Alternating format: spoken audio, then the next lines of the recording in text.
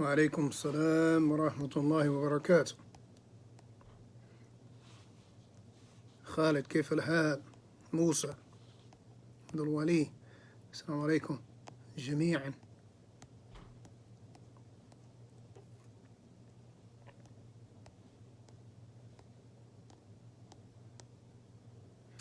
وعليكم السلام ورحمة الله وبركاته. بسم الله الرحمن الرحيم. الحمد لله رب العالمين، والصلاة والسلام على رسول الله.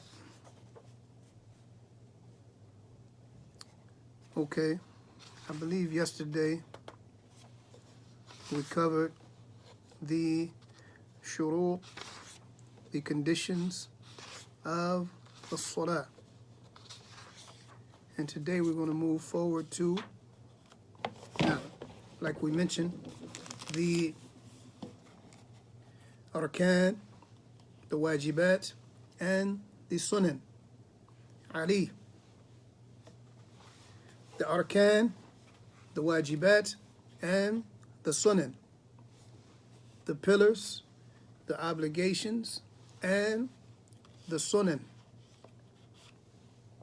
The acts of sunnah that are found within the salah. أيها المسلم، إن الصلاة عبادة عظيمة تشتمل على أقوال وأفعال مشروعة تتكون منها صفتها الكاملة، فهي كما يعرفها العلماء أقوال وأفعال مفتتحة بالتكبير ومختتمة بالتسليم. وعليكم السلام ورحمة الله وبركاته.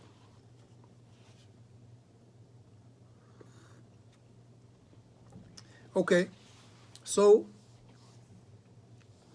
we know that the salah is beyond a shadow of a doubt a tremendous act of worship. It's a tremendous act of worship, and it is contained therein statement or speech, actions that are legislated, and complete descriptions.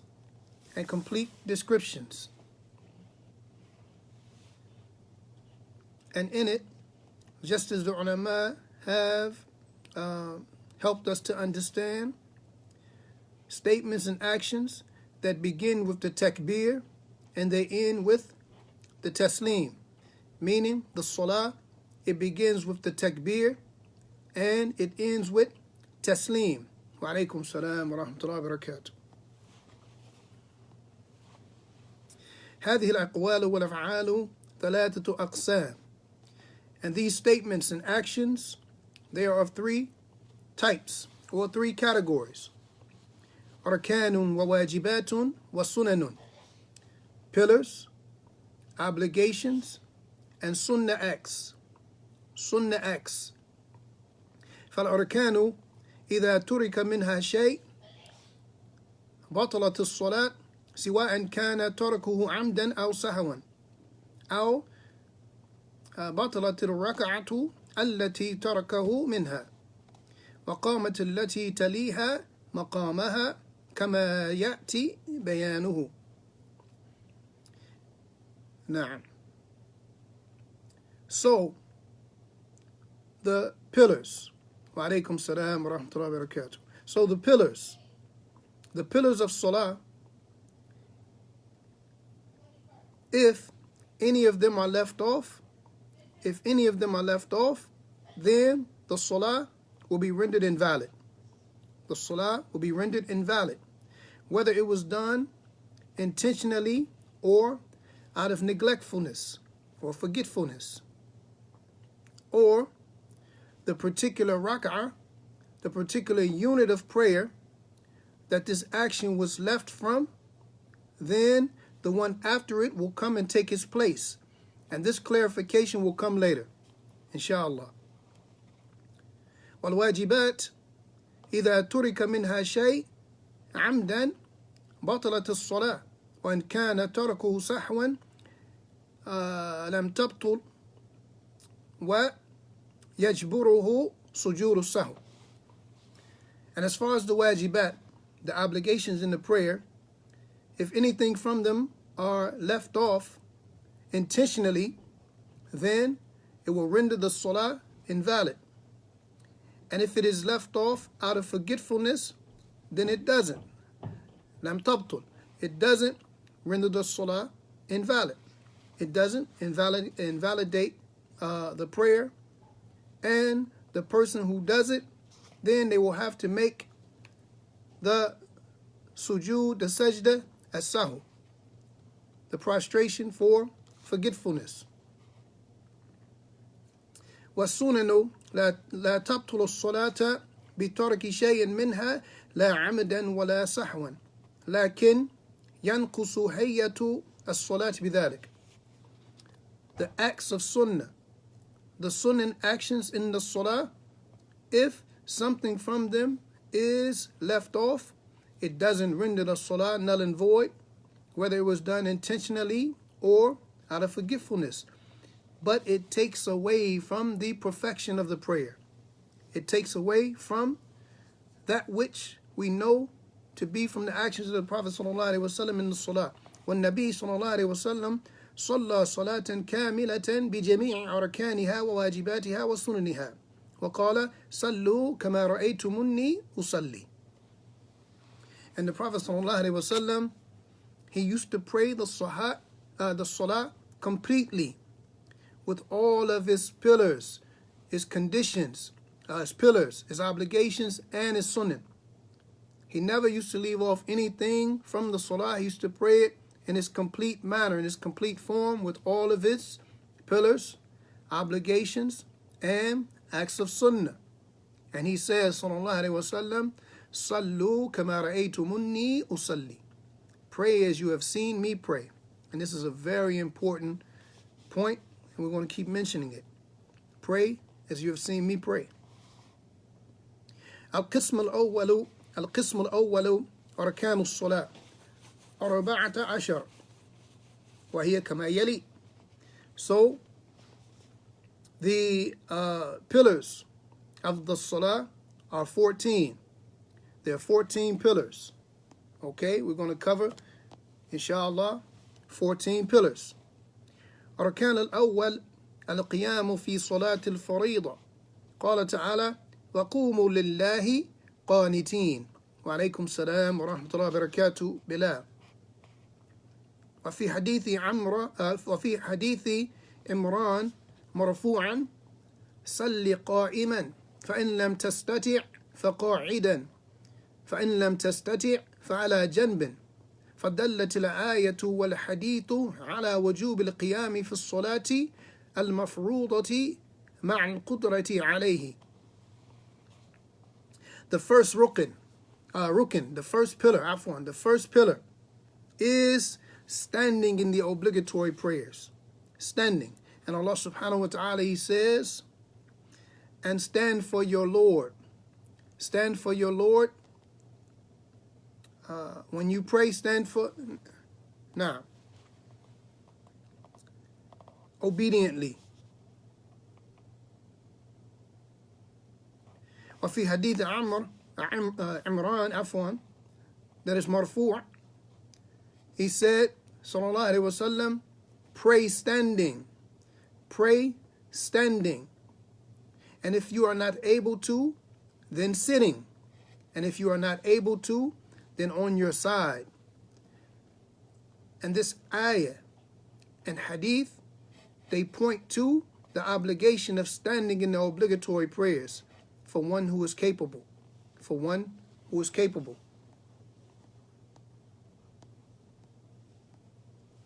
Wa alaikum salam wa rahmatullahi wa barakatuh, Mustafa. فإن لم يقدر على القيام لمرض صلى على حسب حاله قاعدا أو على جنب. ومثل المريض الخائف والعريان ومن يحتاج لجلوس أو الاضطجاع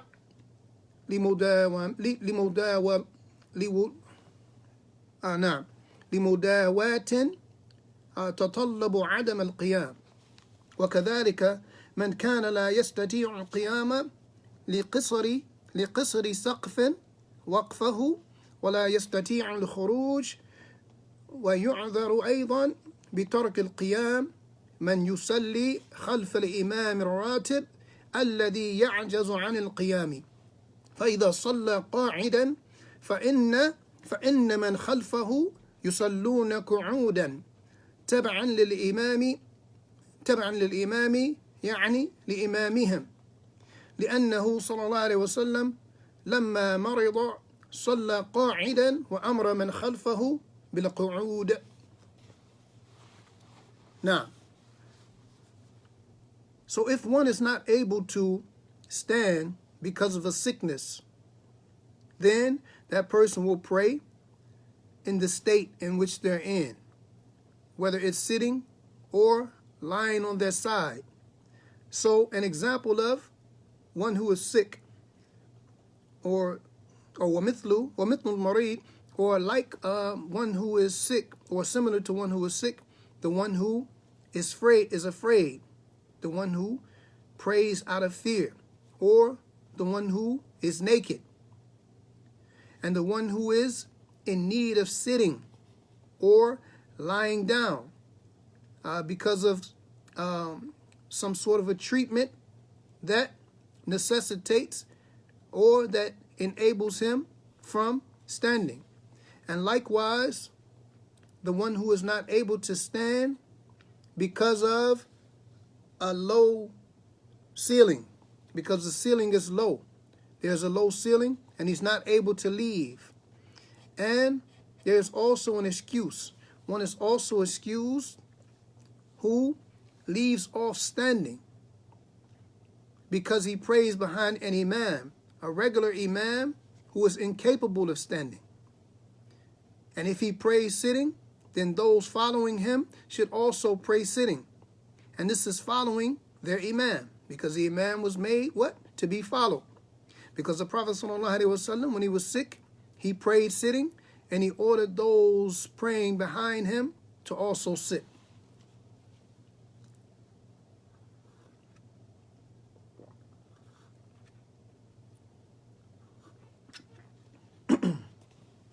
So when we say Imam al-Ratib, we're talking about the regular imam.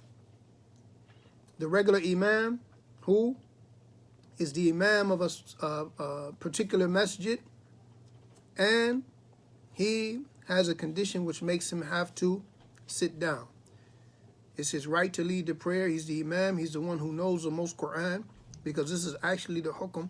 The one who knows the most Quran should lead the salah, not people who just so happen to have the keys to the building or the deed, or because they signed up membership or whatever they do. So you have a person who may not know much from the Quran leading the prayer because this is their policy, or they have rules that conflict with the Quran and Sunnah. But we're talking about the regular imam. And in most cases, the one who has ilm and hikmah, he's going to allow someone lead the prayer who may be more capable than he is, or who is able to stand so that the people won't sit. But if he's the most qualified and it's his right, and he chooses to lead the prayer, if he sits down, then the people behind him must sit down as well.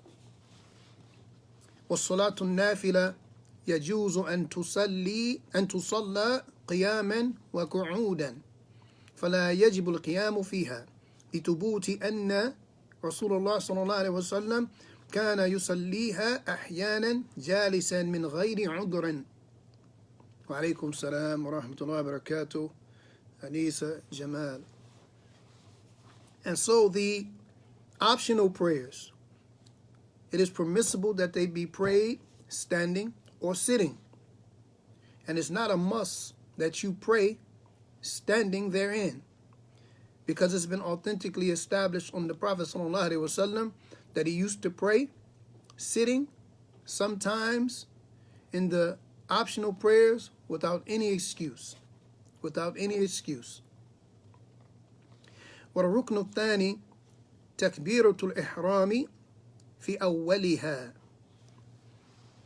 And the second pillar is takbiratul ihram, the opening takbir at its beginning. Right? When you start the prayer, you have to say Allahu Akbar. This is the opening takbir. لقوله صلى الله عليه وسلم ثم استقبل القبلة وكبر. وقوله صلى الله عليه وسلم تحريمها التكبير. ولم ينقل عنه صلى الله عليه وسلم أنه افتتح الصلاة بغير التكبير. And this is in accordance with the statement of the Prophet صلى الله عليه وسلم, then face the Qibla and make the takbir. And make the takbir. And in his statement صلى الله عليه وسلم, its beginning, its opening is takbir. And it has not been narrated upon him. It has not been transmitted on him, sallallahu alaihi wasallam, that he used to open his prayer with anything other than a takbir. وصيغتها أن يقول الله أكبر ولا يجزيه غيرها لأن هذا هو الوارد عن النبي صلى الله عليه وسلم.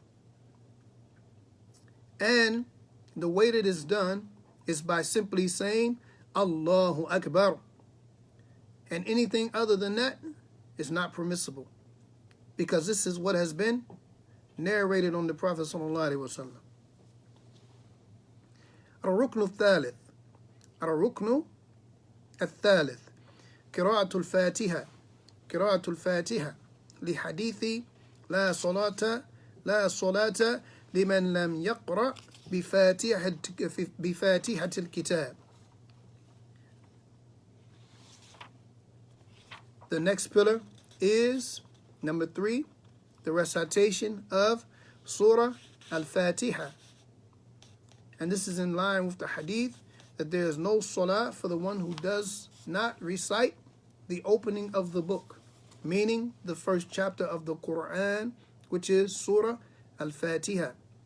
وقراءتها ركن في كل ركعة وصح عن النبي صلى الله عليه وسلم أنه كان يقرأها في كل ركعة وحينما علم صلى الله عليه وسلم المسيح في صلاته كيف يصلي أمره بقراءة الفاتحة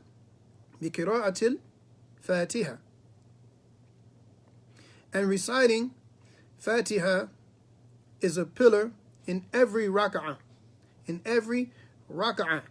And a rak'ah is standing, saying Allahu Akbar, reciting, bending over in ruku', standing, going down in sujood, sitting in between, going back in sujood, sitting, and then standing back up. This is one rak'ah, one unit of prayer. So Al-Fatiha must be recited in every rak'ah of salah. And the Prophet ﷺ, he taught the one who prayed badly, the one who made mistakes in his salah. He was in error. He, ﷺ, commanded him to recite Al-Fatiha. وهل هي واجبة في حق كل مصل أو يختص وجوبها بالإمام والمنفرد. So is this recitation, the recitation of Al-Fatiha, is it an obligation upon everyone who prays? Or is it something specific for the Imam and or the one who prays alone? Wa alaikum salam wa rahmatullahi wa barakatuh. Is this specific for the Imam who leads the Salah or the one who prays by himself? Is this specific? فيه خلاف بين العلماء والأحوط أن المأموم يحرص على قراءتها في الصلوات التي لا يجهر فيها الإمام وفي سكتات الإمام في الصلاة الجهرية. This issue the scholars differ on. There's differences of opinion amongst the scholars. And that which is most encompassing is that those who follow the Imam, the one behind the Imam, they should be diligent in reciting the Fatiha in every salah in which the Imam doesn't recite out loud, and to recite it when he's silent or in between his recitation in those other salawat. And just to mention the other position is that he says, sallallahu alaihi wasallam, that the recitation of the Imam is sufficient for those who follow him. So if a person actually hears the Imam reciting Al-Fatiha, then this will be sufficient for him and everyone who follows him.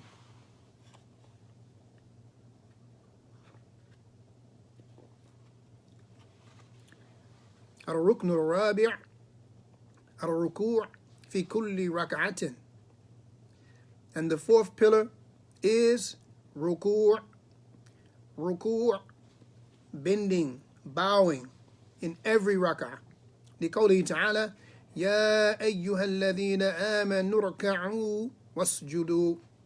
يا أيها الذين آمنوا اركعوا واسجدوا. Allah subhanahu wa ta'ala says, O you who believe, O you people of faith, O you people of Iman. And we're going to go back and deal with this issue of Iman too. We definitely got to go back and deal with the issue of Iman. O you people who have faith, O you people of Iman, O you who believe, bow down, make ruku' and make sujood, prostration. And this is in Surah Al-Hajj, verse 77. Al-Hajj, verse 77.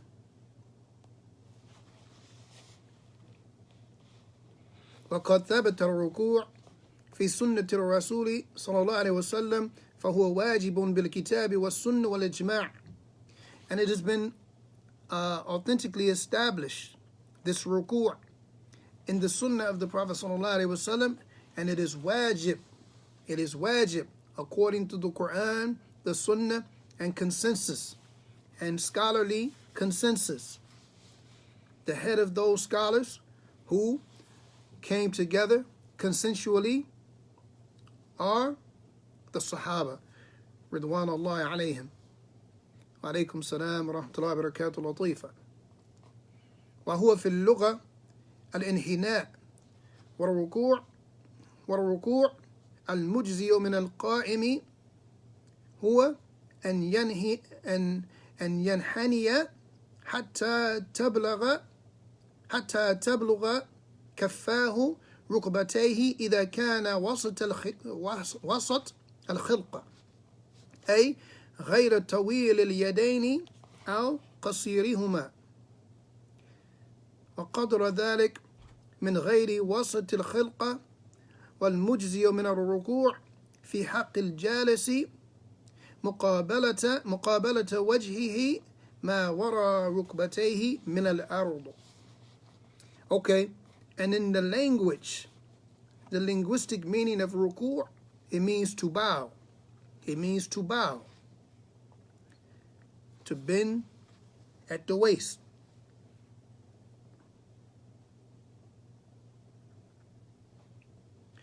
And this bowing for the one who's standing, it means to bend until the palms of the hands reach the knees, until the palms of the hand reach the knee, like so. Like so. Palms of the hand reach the knees, like so.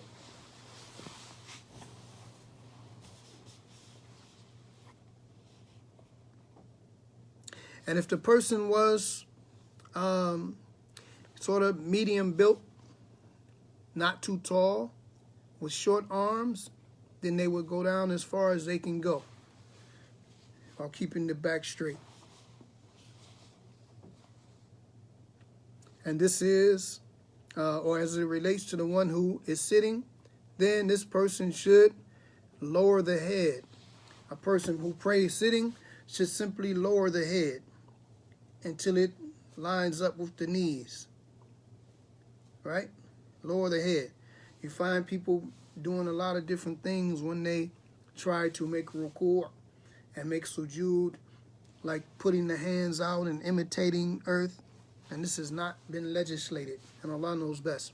And if it's something that I may not be aware of, if there are some narrations or something that mention that, then please inform me so that I can be upon correctness.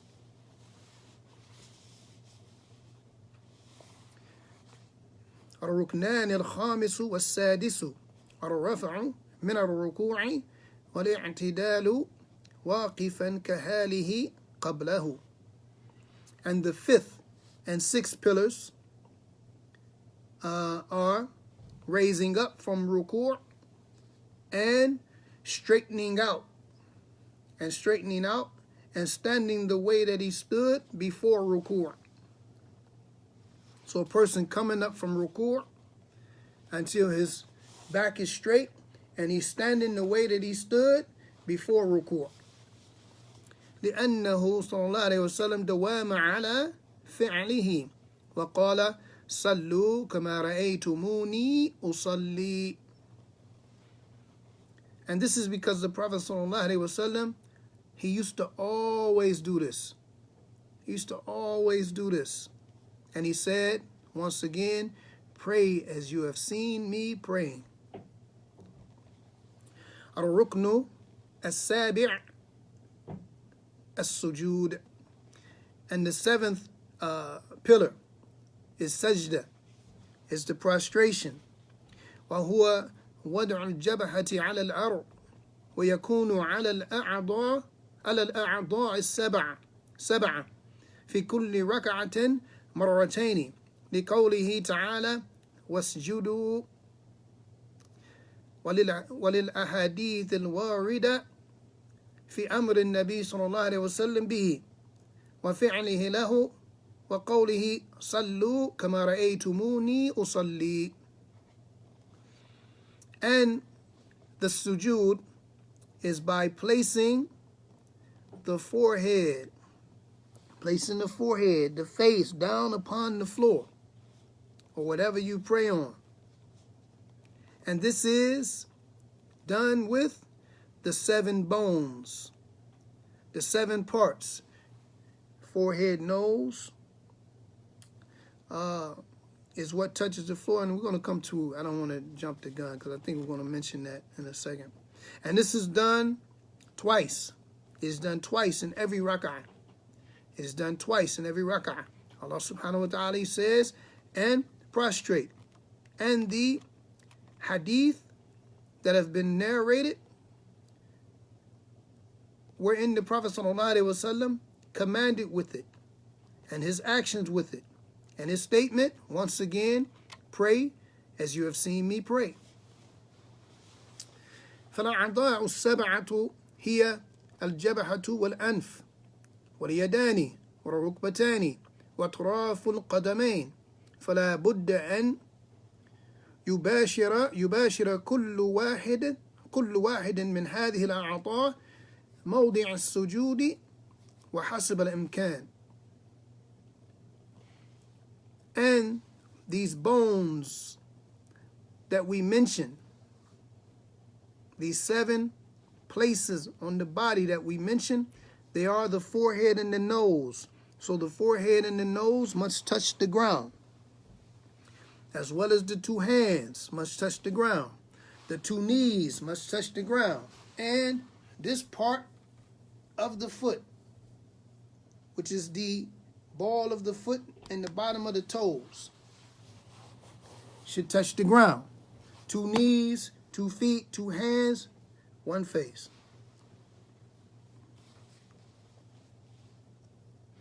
And it is a must that they have contact with the ground so much as you are able to.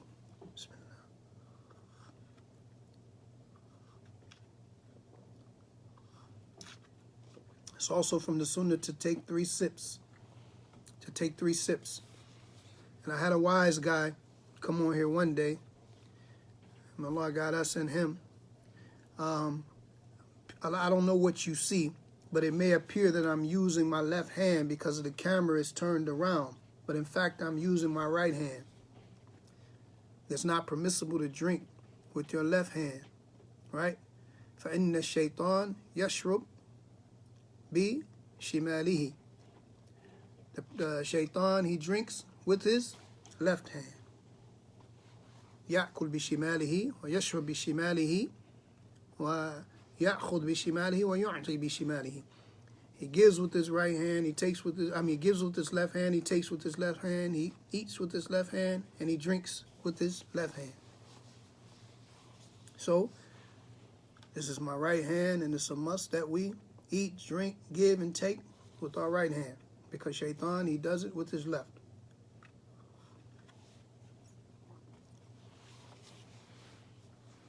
Okay. والسجود أعدم أركان الصلاة وأقرب ما يكون العبد من ربه وهو ساجد فأفضل الأحوال حال يكون العبد فيها أقرب إلى الله وهو السجود. And the sajda, making sujood, prostrating, is the greatest pillar of the salah. And it is the closest that the slave will come to his Lord subhanahu wa ta'ala in this life. And this is while he is prostrating. So the best and most virtuous condition to be in for the servant is when he's closest to his Lord. And this is while he's in sujood. While he's in sujood. So make much dua while you're in sujood. It's also one of the places where the dua is accepted. It's a good place to make dua while you're in prostration. الركن الثامن الركن الثامن الرفع من السجود والجلوس بين السجدتين. The 8th pillar is rising up from the sujood and sitting in between them. Rising up from sujood and sitting in between them. لقول عائشة رضي الله تعالى عنها كان النبي صلى الله عليه وسلم إذا رفع رأسه من السجود لم يسجد حتى يستوي قاعدا. رواه Muslim. And Aisha رضي الله تعالى عنها, she said that the Prophet صلى الله عليه وسلم, he didn't used to raise his head from sujood, or whenever he would raise his head up from sujood, he didn't prostrate again until he sat up straight, until he sat. And then he would prostrate again. الركن التاسع الطمأنينة في كل الأفعال المذكورة. The 9th pillar is to be tranquil. To be tranquil, to have tranquility. To be tranquil in every action that have been mentioned. In every action that have been mentioned. وهي السكوت وإن قل وقد دل الكتاب والسنة على أن من لا يطمئن في صلاته لا يكون مصليا ويؤمر بإعادتها والله المستعان. And this tuma'nina is tranquility. To be tranquil. To allow the limbs to, the bones to settle. To not rush and be hasty in the salah. Even if it is little.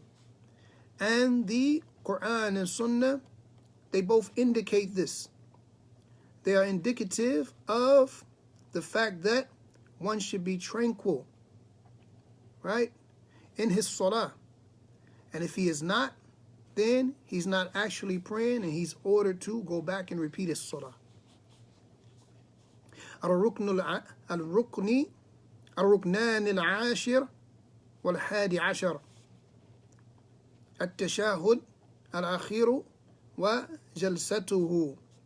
So the 10th and 11th pillars are at-tashahhud, التشهد الأخير, the last tashahhud, not tashahhud, remember we mentioned that, tashahhud, and sitting in it, the final tashahhud and sitting in it.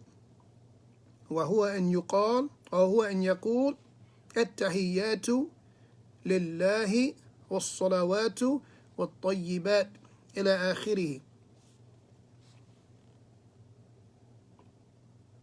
اللهم صل على محمد وعلى آل محمد فقد ثبت أنه صلى الله عليه وسلم لازمه وقال صلوا كما رأيتموني أصلي. وقال ابن مسعود رضي الله تعالى عنه كنا نقول قبل أن يفرض علينا التشهد, فقوله قبل أن يفرض دليل على فرضه. And it has been authentically established on the Prophet ﷺ that he made it binding. And he said, once again, pray as you have seen me pray. And Ibn Mas'ud, he said, radiyallahu ta'ala anhu, he said, we used to say before the tashahhud became obligatory upon us, right? And his statement, before it became obligatory upon us, is a proof of its obligation. Subhanallah. Subhanallah. Look at the hikmah of the ulama. Who without knowledge and insight could pick that up to gather for us the obligation of such acts, something like that that can be overlooked and have been overlooked by many. May Allah subhanahu wa ta'ala have mercy on them and protect and preserve those who are still amongst us. الركن الثاني عشر الصلاة على النبي صلى الله عليه وسلم في التشهد الأخير. And the 12th pillar is the salah, saying the salah on the Prophet صلى الله عليه وسلم in the last tashahhud. بأن يقول اللهم صل على محمد, right? وما زاد على ذلك فهو سنة, and whatever is increased upon that is sunnah. الركن الثالث عشر الترتيب بين الأركان. And the 13th pillar is the order between the pillars. لأن النبي صلى الله عليه وسلم كان يصليها مرتبة وقال صلوا كما رأيتموني أصلي وقد علمها للمسيء مرتبة بثم. Subhanallah, here we go again. Because the Prophet صلى الله عليه وسلم, he used to pray them in that order. And he said, pray as you have seen me pray. And indeed, he taught the one who prayed badly the prayer in sequentially like that, by saying what? Thumma, and then. هكذا. الركن الرابع عشر التسليم لقوله صلى الله عليه وسلم وختامها التسليم وقوله صلى الله عليه وسلم وتحليلها التسليم. فالتسليم شرع للتحلل من الصلاة فهو ختامها وعلامة انتهائها أيها القارئ الكريم. And the 14th and final pillar is at-taslim, to say Assalamu alaikum wa rahmatullah, Assalamu alaikum wa rahmatullah. The taslim. He says, sallallahu alayhi wasallam, and its ending, its closing out is with at-taslim. Remember we said we enter the salah with takbir and we exit with taslim. Now, okay. من ترك ركنا من هذه الأركان فإن كانت تحريما لم ينعقد صلاته وإن كان غير التحريم وقد تركه عمدا بطلت صلاته أيضا. وإن كان تركه سهوا كركوع أو سجود فإن ذكره قبل شروعه في قراءة ركعة أخرى فإنه يعود ليأتي به وبما بعده من الركعة التي تركه فيها، وإن ذكرها بعد شروعه في قراءة الركعة الأخرى ألغيت الركعة التي تركه منها وقامت الركعة التي شرع في قراءتها مقامها ويسجد للسهو. Now, okay, so whoever abandons or leaves off a pillar from these pillars, if it was the tahrima, meaning the saying Allahu Akbar in the beginning, then the salah was like it was never established. There was no salah for him. If he didn't make the opening takbir, then he has no salah at all. And if it was other than that, and he left it intentionally, then his salah will be invalid. It will also be invalid. And if he was to leave this action off out of forgetfulness, like for example making ruku' or making sajda, and then he remembers it before he begins reciting in the next rak'ah, then he goes back. He goes back and comes with it after the rak'ah in which he missed it. So what this means is, if a person forgets to make ruku', say something distracts you, the shaitan, he causes you to forget to make ruku', right? So you're saying, after Fatiha, you start reciting a surah, and you say, Allahu Akbar, and you go down into sujood without making ruku'. Now, if you remember, before you stand up and start reciting again, then what you do is you replace that rak'ah with this next rak'ah. You have to throw that whole rak'ah away. Like y'all say now, throw that whole rak'ah away. Throw the whole rak'ah away. Okay? That's what we're going to do. We're going to throw it away.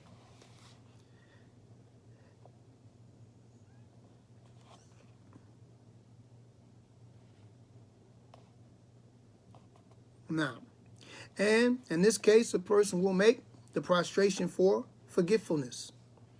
وإن عمل الركعة وإن عمل الركن المتروك بعد السلام فإن كان تشهدا أخيرا أو سلاما أتى به وسجد للسهو وسلم. And if he comes to know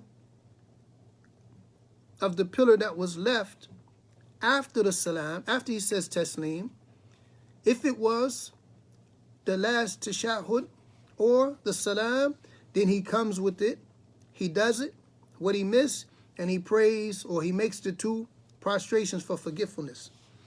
وَإِنْ كَانَ غَيْرَهُمَا كَرُكُوعٍ أَوْ سُجُودٍ فَإِنَّهُ يَأْتِيَ بِرَكَعَةٍ كَامِلَةٍ بَدَلَ الرَّكَعَةِ الَّتِي تَرَكَهُ مِنْهَا وَيَسْجُدُ لِلسَّهْوِ. Okay, and if it was to be other than that, like a ruku' or a sujood, then he stands up and does a complete rak'ah to replace the rak'ah that he missed that pillar in. And then he makes two prostrations for forgetfulness. ما لم يطل الفصل فإن طال الفصل أو انتقد وضوءه أعاد الصلاة كاملة. And this is if there wasn't a long time, that it wasn't a long time after, that he thought about it relatively quick. But if there had been some time that passed, maybe even another salah or two, or he was to nullify his wudu, then he would have to go back and complete that salah. he would have to go back and complete that salah. فما أعظم هذه الصلاة وما تشمل من الأقوال والأفعال الجليلة وفق الله الجميع لإقامتها والمحافظة عليها. And how tremendous is this prayer and what it contains from speech, statements, and actions that are lofty. May Allah subhanahu wa ta'ala grant all of us the success in establishing the prayer and preserving it. So now we're going to move on to Al-Qism al-Thani. Do we have any questions thus far concerning the pillars? Do we have any questions concerning the pillars? I don't see that I've missed any, but if you have them, then by all means. Now we're going to move into the second category.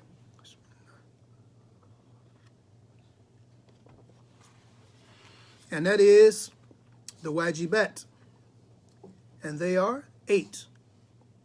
Now we're getting into the obligations in the salah.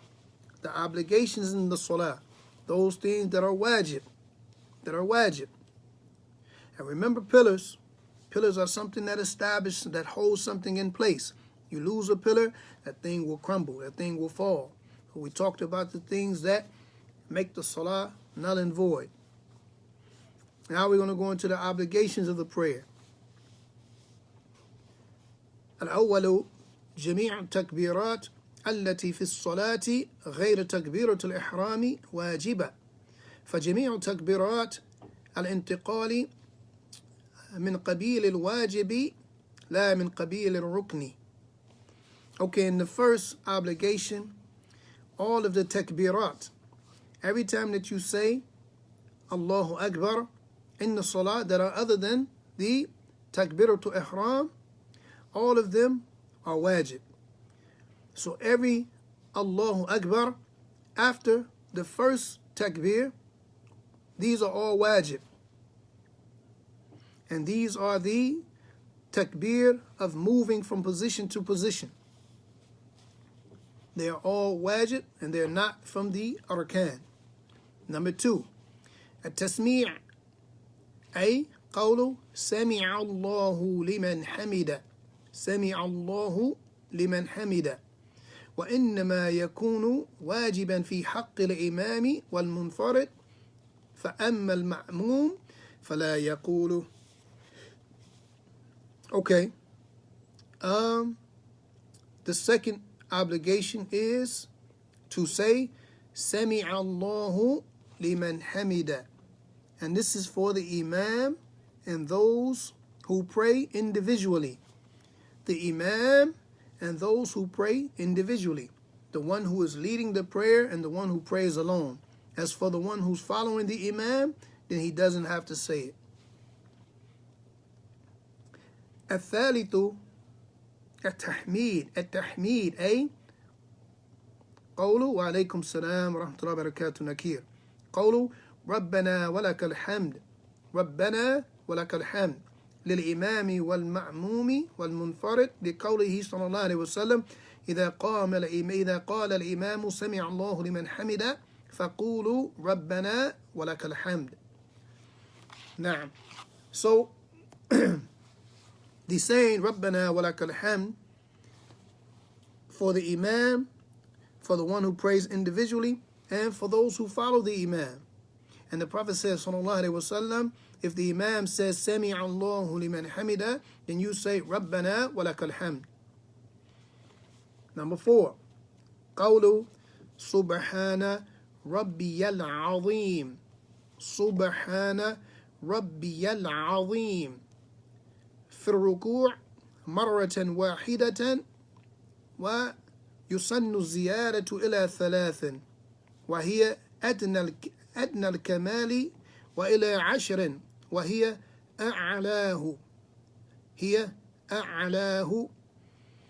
And number 4 is the statement Subhana Rabbiyal Azim fi ruku', when a person is bowing one time.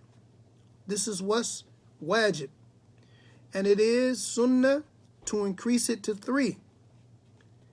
And this is the lowest form of completion, all the way up to 10. All the way up to 10.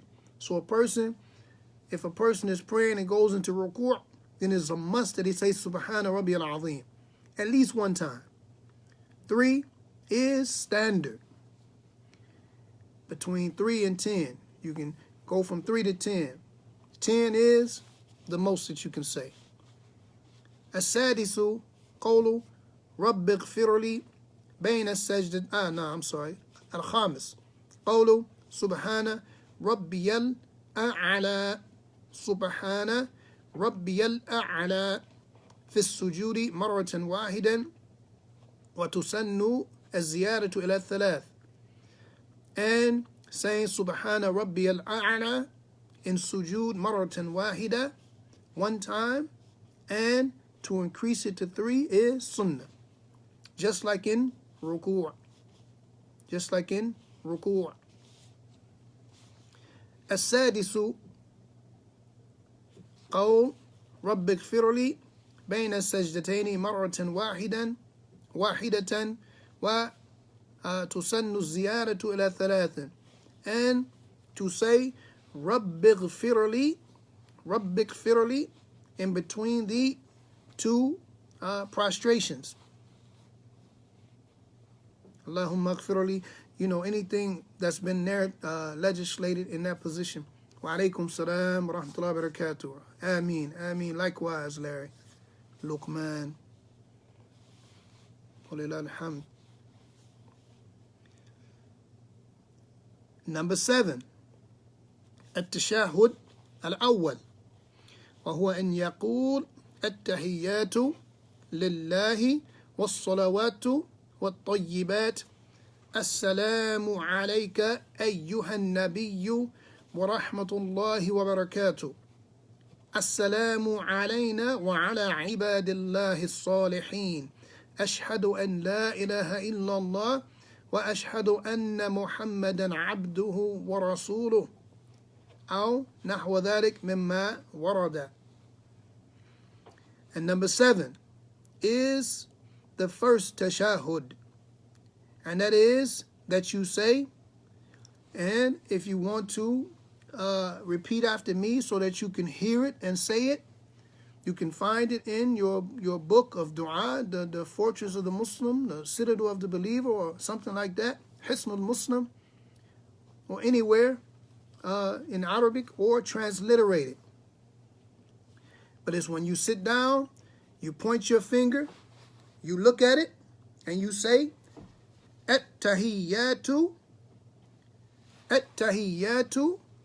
lillahi was-salawatu wat-tayyibat Assalamu alayka ayyuhan nabiyyu wa rahmatullahi wa barakatuh Assalamu alayna wa ala ibadillahi as-salihin Ashhadu an la ilaha illallah wa ashhadu anna Muhammadan abduhu wa rasuluh.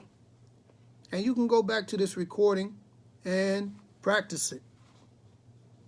And when we get into the salah, we're going to try to, inshallah, maybe I'll have a board set up and we'll, write some stuff down and we'll go through the motions bi'idhnillah ta'ala. والثامن, and number 8, الجلوس للتشهد الأول لفعله صلى الله عليه وسلم ذلك مداومته ومداومته عليه مع قوله صلى الله عليه وسلم صلوا كما رأيتموني أصلي. And number 8 is sitting down for the first tashahud because of his doing it, sallallahu alaihi wasallam, and his persistence upon doing it. And he says, sallallahu alaihi wasallam, pray as you have seen me pray. And this is a principle for us. Pray as you have seen me pray. So when we look at the books of the ulama dealing with the salah, as-sifatu salat al-nabi, kayfiyatu salat al-nabi, hakada. This is the way that the scholars name their books. Like Shaykh al-Albani, rahimahullah ta'ala, had a book, sifatu salat al-nabi,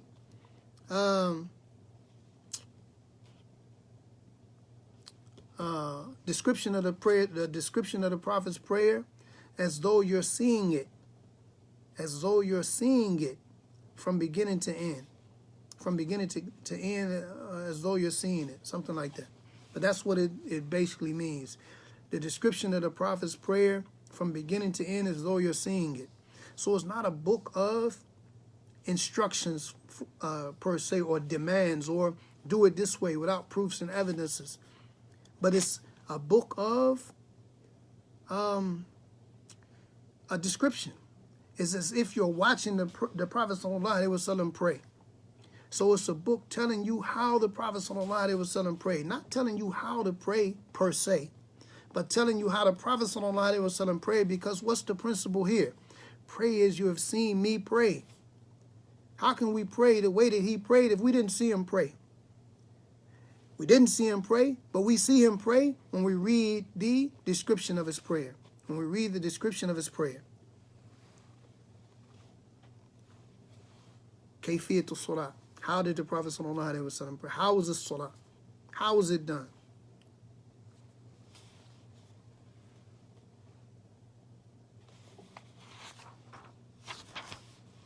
ومن ترك واجبا من هذه الواجبات القولية والفعلية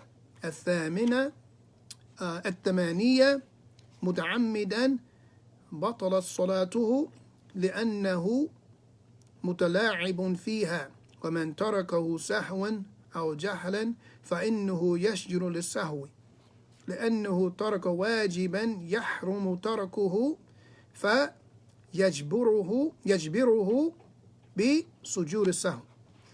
And whoever leaves off an obligation from these obligations, whether it is in speech or action, statements or actions, these 8 obligations, whoever does it intentionally, then his salah is invalid. And this is in fact playing with it, playing games with the salah, not taking the salah seriously. And whoever abandons it out of forgetfulness or out of sheer ignorance, meaning that he just simply didn't know, then he makes the 2 prostrations for forgetfulness, because he left off something wajib and something that is impermissible to leave off. And he has to make those 2 prostrations in order to rectify it. القسم الثالث سنن الصلاة. And the 3rd category are the sunnah actions in the prayer. والقسم الثالث من أفعال وأحوال الصلاة غير ما ذكر في القسمين الأولين سنة لا تبطل الصلاة بتركه. And this 3rd category from statements and actions, from actions and statements in the salah that are other than those that what came or that we mentioned in those 2 previous categories, are sunnah, and they do not invalidate the prayer if you leave something off from them. وسنن الصلاة نوعان. النوع الأول سنن الأقوال، وهي كثيرة، منها الاستفتاح والتعوذ والبسملة والتأمين والقراءة بعد الفاتحة بما تيسر من القرآن في صلاة الفجر وصلاة الجمعة والعيد وصلاة الكسوف والركعة الأولين من المغرب والعشاء والظهر والعصر. And the first type is the sunnah of statement, or the sunnah of speech, the things that are said, and there are many. And from them is the opening supplication. The opening supplication that you make before you recite Al-Fatiha. Also, At-Ta'awudh, saying A'udhu Billahi Min Ash-Shaytanir Rajim. Also saying Bismillahir Rahmanir Rahim. Also saying Ameen. And also reciting a short surah, or whatever is easy for you to recite after Al-Fatiha in the Fajr prayer, the Jumu'ah prayer, the Eid prayer, the Kusuf or the eclipse prayer, the first two Raka'ah in Maghrib, Isha, Dhuhr, and Asr, right? Basically, all of the prayers, when you have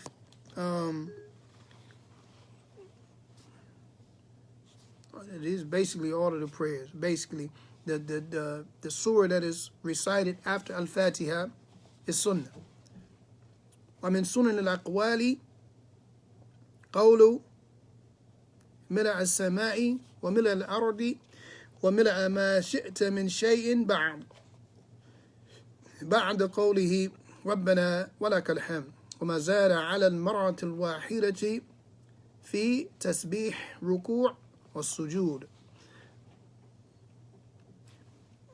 Also from the Sunnah is what you say after Rabbana wa lakal hamd. Fill the earth, fill the heavens and fill the earth, and fill whatever you want to after that. Wa mazara ala mar'atul, okay, and to increase in sujood and ruku' by saying Subhana Rabbiyal Azim more than one time. All of this is Sunnah. وَالزِّيَادَةُ عَلَى الْمَرَّةِ فِي قَوْلِ رَبِّ اغْفِرْ لِي بَيْنَ السَّجْدَتَيْنِ, and saying رَبِّ اغْفِرْ لِي more than once between the two sittings, in between the two prostrations. وَقَوْلُ اللَّهُمَّ إِنِّي أَعُوذُ بِكَ مِنْ عَذَابِ جَهَنَّمَ, saying this من ومن عذاب القبر ومن فتنة المحيا والممات ومن فتنة المسيح الدجال, saying this وما زاد على ذلك من الدعاء في التشهد الأخير, and this is what you say or what you will find being said at the end of the last tashahhud before you say Assalamu alaikum wa rahmatullah. اللهم إني أعوذ بك من عذاب جهنم ومن عذاب القبر ومن فتنة المحيا والممات ومن شر فتنة المسيح الدجال. والنوع الثاني, and the second type or category, سنن الأفعال كالرفع اليدين عند تكبيرة الإحرام, عند تكبيرة الإحرام وعند الحوي إلى الركوع وعند الرفع منه ووضع اليد اليمنى على اليسرى ووضعهما على صدره وتحت سرته في حال القيام والنظر إلى موضع السجود ووضع اليدين على الركبتين في الركوع ومجافاة بطنه عن فخذيه وفخذيه عن ساقيه في السجود ومد ظهره في الركوع معتدلا وجعل رأسه حياله فلا يخفضه ولا يرفعه وتمكين جبهته وأنفه وبقية الأعضاء من موضع السجود. Now, okay, the second category are the sunan of actions. Like, for example, is it permissible to say, I seek refuge from fitna of grave and fitna of Dajjal in English? Everything that you do in the salah should be Arabic. You should only use Arabic in the salah. And this is in the obligatory salah. In the obligatory salah. And you should try to do it from memory. And if you want to do something outside of the obligatory salah, like in the sunnah prayers or the nawafil, or in, the qiyam al-layl, then you can read these supplications, but you should still try and do them in Arabic. And after you make the taslim, you can make any dua that you wish, and inshallah, it'll still be accepted, because Allah knows your condition better than you know your condition.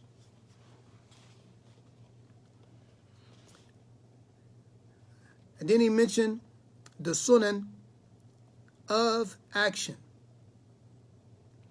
Like, for example, raising the hands with the takbir, or when you go into ruku', when you come up from ruku', placing the right hand upon the left hand on the chest or under the navel. When a person is standing, looking at the place where you prostrate. When you prostrate, the place that you place your head when you prostrate. Raising the hands, placing the hands upon the knees in ruku'. Keeping the stomach away from the thighs when you're in ruku'. Meaning, not to be like this, but to be like this. This is sunnah. Also, keeping them up when you're in sujood, not balling up and hunching up like the sick dog, as he mentioned, sallallahu alaihi wasallam. Straightening out the back when you're on ruku', so that the head is not raised or lowered, keeping it level. And placing the forehead and the nose and the rest of the limbs on the ground in sujood. وغير ذلك من سنن الأقوال والأفعال مما هو مفصل في كتب الفقه. وهذه السنن لا يلزم الاتيان بها في الصلاة، بل من فعلها أو شيئا منها فله زيادة أجر، ومن تركها أو بعضها فلا حرج عليه شأن سائر السنن. Now, so the Shaykh is saying that, and other than this, from those sunnah actions, meaning the sunnah of speech and the sunnah of action, and that is what has been detailed in the books of fiqh. And from and these particular acts of sunnah, then it is not binding. It is not binding that you carry them out, that you do them in the prayer. In fact, whoever does it or does something from it, then this only increases him in reward. It increases him in reward. And whoever abandons it or some of it, then there is no problem. Just like the rest of the acts that are sunnah. Just like the rest of the acts that are sunnah. ومن هنا لا نرى مبررا لما يفعله بعض الشباب اليوم من التشدد في أمر السنن في الصلاة، حتى ربما أدى بهم هذا إلى التزيد في تطبيقها بصورة عجيبة. And he said, and from this, we don't see what some of the youth do by going to extremes in the issue of those sunnah actions in the prayer. We don't see this as something, good. And it's possible that it may push them to a point where they do so much increase in trying to carry out these sunnah that they start to appear strange, that it starts to take a strange form. كأن يحني أحدهم رأسه في القيام إلى قريب من الركوع. Like, for example, one of them would bow to the point where, when he's standing, he would bow to the point where his head would look or seem as if he was in ruku'.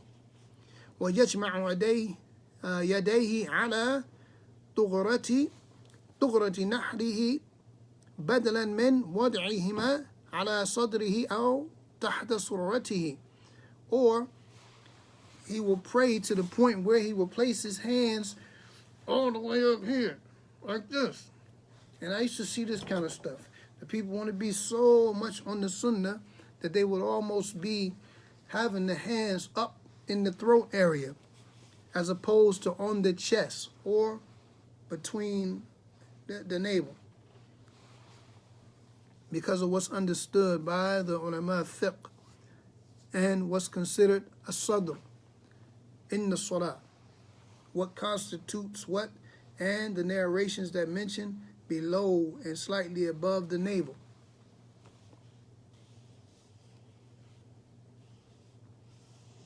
كما وردت به السنة وتشددهم في شأن السترة حتى أن بعضهم يترك القيام في الصف ليداء النافلة ويذهب إلى مكان آخر يبحث فيه عن سترة وكذا مد عهدهم رأسه إلى أمام ورجليه إلى خلف في السجود حتى يصبح كالقوس أو قريبا من المنبطح وكذا فحج أحدهم رجليه في حال القيام حتى يضيق على من بجانبه وهذه صفات غريبة ربما يؤدي بهم إلى الغلو الممقوت ونسأل الله لنا ولهم التوفيق للحق والعمل به. Amen. Basically what this is talking about is the Shaykh is talking about people going to extremes and trying to do what they consider to be the sunnah to the point where they start to look weird when they pray. They start to stand out, which is also from the sunnah, is not to make a spectacle of ourselves. Even with following the sunnah, if you go to a place where the people are following the sunnah, then if the way that they follow the sunnah is a certain way, then you should try to follow the sunnah the way that they follow the sunnah so as not to stand out. And this is the way, our Salaf used to be. Should your hands be placed on the chest after ruku'? Na'am. You should stand after ruku' the way that you stood before ruku'. Because this is what the Prophet ﷺ ordered. And we mentioned that he would be in the condition that he was in after ruku', that he was in before ruku'. And the place of the hands in the qiyam is on the chest. And the scholars differ on this issue, of course. We believe this to be the strongest position and the best position. But if we see someone doing other than that, then la ba's. Because remember, that's just sunnah anyway. But when we talk about sunnah, there's the sunnah, of obligation, and there's the sunnah of following. And the person who tries to follow the sunnah more will have a greater reward. So it's a greater reward to follow the sunnah. To follow the sunnah. It shows our love for the Prophet ﷺ and our obedience to Allah, because Allah commanded us to follow His sunnah. He commanded us and Allah commanded us. So it's wajib on us to follow His sunnah, right? And the things He commanded us take precedence over the things that He's done Himself or that He did Himself. But we have commands for that and other things which we'll come to, especially when we deal with the description of the prayer. But the things that the Prophet did, sallallahu alaihi wasallam, be they sunnah, although they may be sunnah, some of the things may be sunnah, the more you do it, the greater the reward. So if we want to get close to Allah, if we want to have Allah's love, mercy, and forgiveness, then we should be following the sunnah of the Prophet sallallahu alaihi wasallam in everything that we do to the best of our ability. He says, sallallahu alaihi wasallam, whatever I command you with, then do as much of it as you're able to do. And whatever I tell you to abandon, then leave it off totally. And Allah said, subhanahu wa ta'ala, whatever the messenger gives you, take it. Whatever he tells you to do, do it. And whatever he tells you to leave, then stay away from it.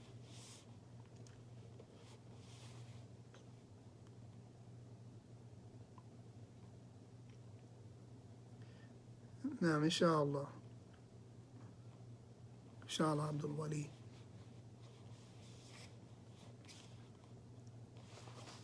See if I've missed any questions. Is it permissible? Okay, we already dealt with that.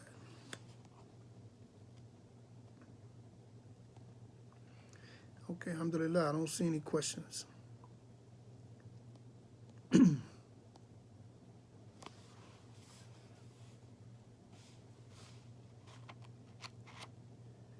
سبحانك اللهم وبحمدك أشهد أن لا إله إلا أنت أستغفرك وأتوب إليك. Alhamdulillah.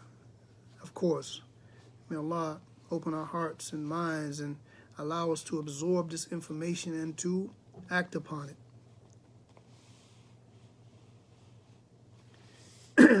With that, I'll see you guys tomorrow. Hanif can't say that, so I'll say it for him. You guys. Assalamu alaikum wa rahmatullahi ta'ala wa barakatuh.